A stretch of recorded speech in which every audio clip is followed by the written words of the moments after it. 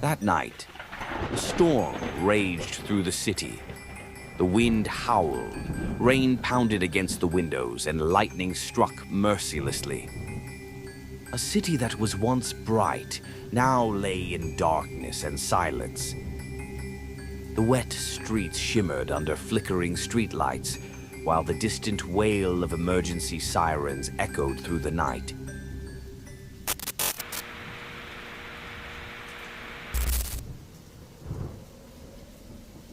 Alex arrived at a small hotel on the outskirts of town. As a foreign worker in Japan, he was used to stormy seasons, but tonight felt different. The cold air crept against his skin, carrying something unexplainable. The hotel lobby was empty. The old receptionist handed him the key without even looking up. Dim lights cast strange shadows, making the space feel smaller. Without a word, Alex made his way to his room. The dimly lit hallway was too quiet. His footsteps echoed, blending with the howling wind outside. The flickering lights created fleeting illusions, as if something moved in the corners of his vision. Inside his room, he shut the slightly open window. Through the fogged-up glass, he looked outside. The storm raged on. Rain poured too heavily to see clearly. But across the street, someone was standing there, still, unmoving, staring directly at him. Then a flash of lightning. The figure was gone. And Alex realized one terrifying truth. Japanese ghost stories were never just stories. They were real, and they were here. The night was still dark as Alex, Melissa, and Ivy gathered at the Tokyo bus terminal. Despite Typhoon Himawari raging on, they were determined to reach Universal Studios Japan in Osaka. Originally, they had planned to take a flight, but with so many cancellations, they had no choice but to switch to an overnight bus, avoiding the uncertainty at the airport. Rain had been falling since the afternoon. The wind howled as they stepped into the terminal. Chaos filled the air. Several routes were canceled, leaving frustrated travelers stranded. Luckily, their bus was still running. Though there was a warning, delays were inevitable.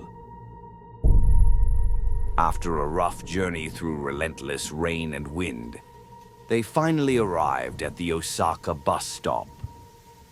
The city was quieter than usual, as if the storm had forced everyone to stay indoors. But their journey wasn't over yet. There was supposed to be a bus to their hotel, but transportation services were disrupted. No taxis, only private cars speeding past on the slick, rain-soaked roads. Checking a ride app, they made a decision. They would take the train. The route wasn't direct. They'd have to transfer multiple times in the middle of this heavy downpour. And from this moment on, the night began to feel strange, but they hadn't realized it yet.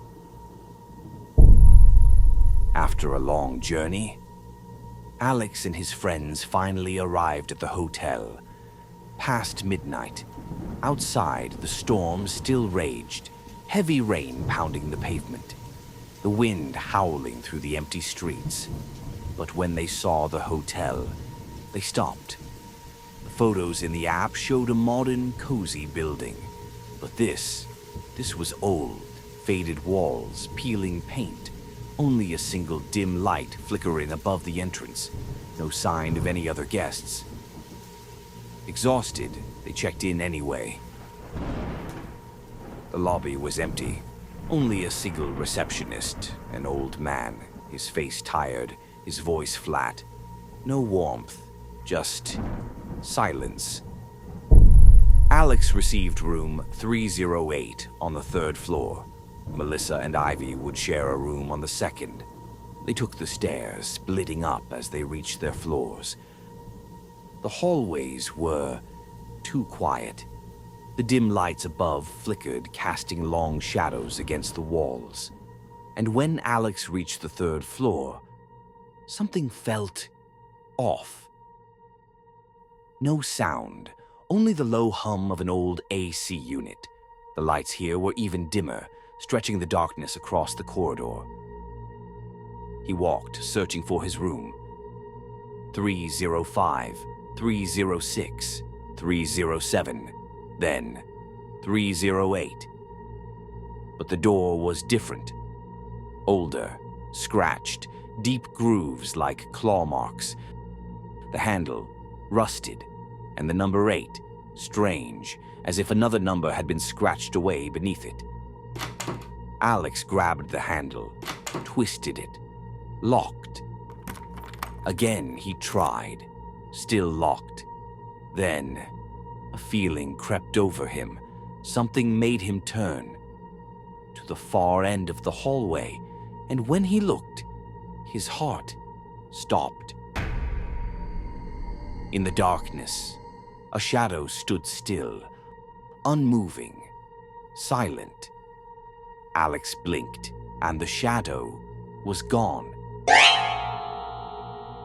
His breath quickened, heart pounding. He rushed downstairs, knocking frantically on Melissa and Ivy's door. Moments later, they followed him back up to the third floor. But then, something strange. When Melissa tried the door, it opened instantly. No resistance, no lock. And from inside the room, a cold air greeted them. But not from the AC. No, this was different. This was something else. Something that made their skin crawl, that made the hairs on the back of their necks rise. As soon as Alex stepped inside, a chilling air wrapped around him.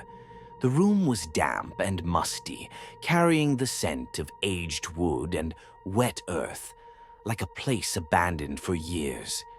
The main light flickered dimly, barely illuminating the space.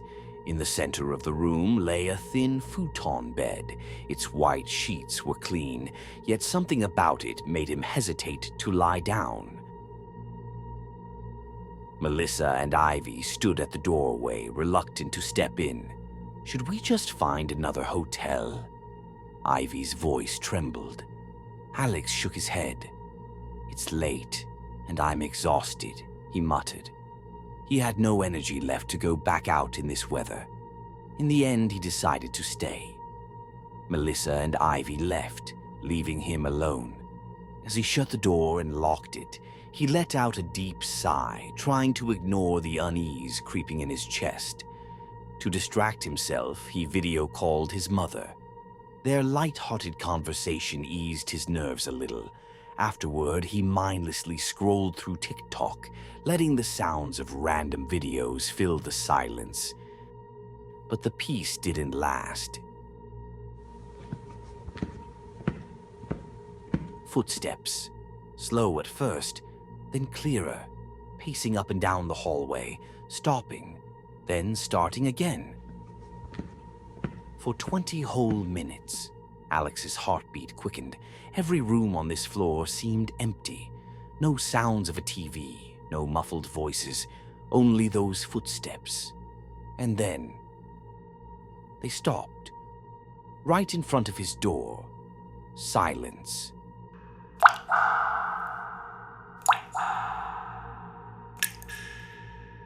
The sound of water coming from the bathroom. Alex turned his head. The bathroom door was slightly ajar, its mirror fogged up. But he didn't remember turning on the faucet. Then, something fell onto his face. Cold, wet. Panic surged through him as he wiped his cheek. His fingers came away damp.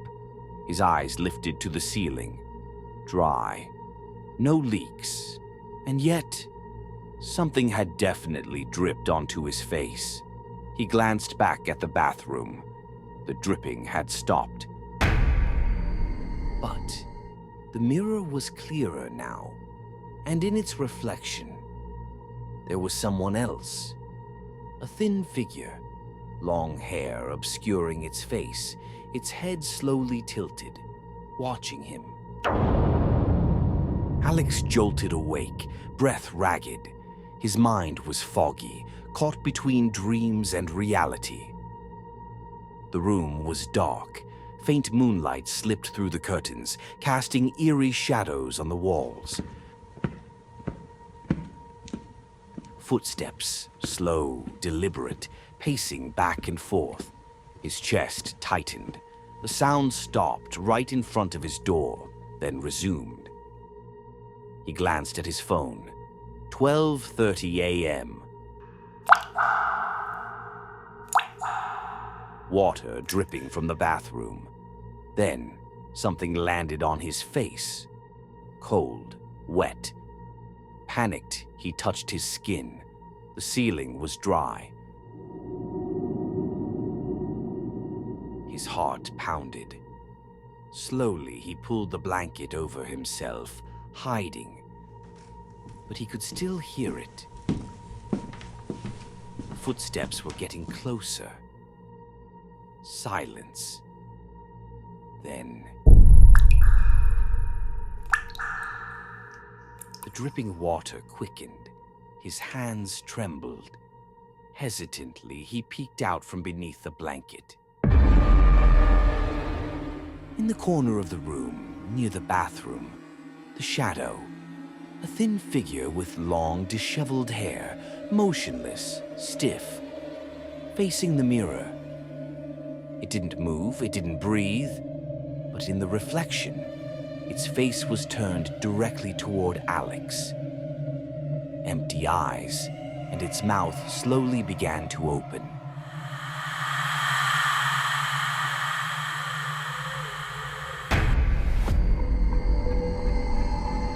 Alex's blood ran cold as his eyes caught something at his bedroom door. In the dim glow of the hallway seeping through the gap beneath the door, he could see them. A pair of pale feet. Motionless. Unwavering. But what made him want to scream wasn't the feet. It was the long black hair slithering down from the top of the door. Wet, thick, slowly creeping downward as if something was sliding from above, inching into his room. Alex held his breath. His body trembled, but he didn't dare move. Each strand of hair swayed gently, as if alive, moving in sync with the heavy breathing from outside. Someone or something was standing right at his door. His heart pounded violently, the sound hammering in his ears, making the dripping from the bathroom grow louder.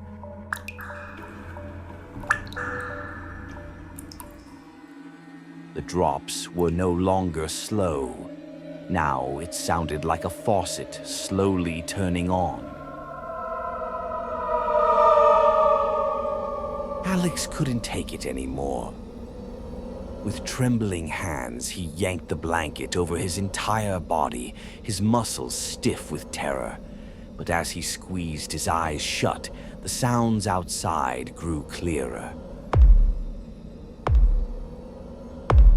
Slow, steady. Something was walking past his door, into his room. He could feel it. The air turned icy. The blanket covering his face felt thinner, like it could no longer protect him. His breath hitched as realization sank in. Something was standing right beside him, watching, breathing. Then something even worse happened. The blanket began to lift, slowly, from his feet. Alex couldn't move. He couldn't scream. Until finally, long, pale fingers slid underneath his blanket.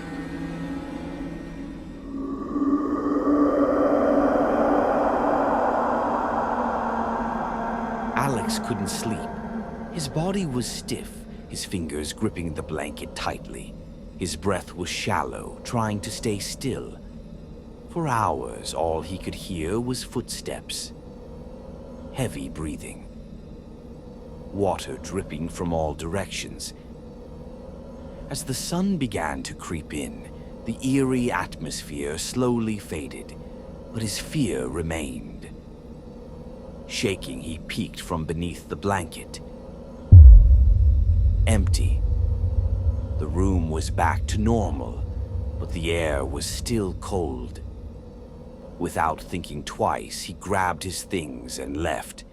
The hallway, which had been dark the night before, now appeared old and empty, but the uncomfortable feeling grew stronger. In the lobby, Alex found Melissa and Ivy.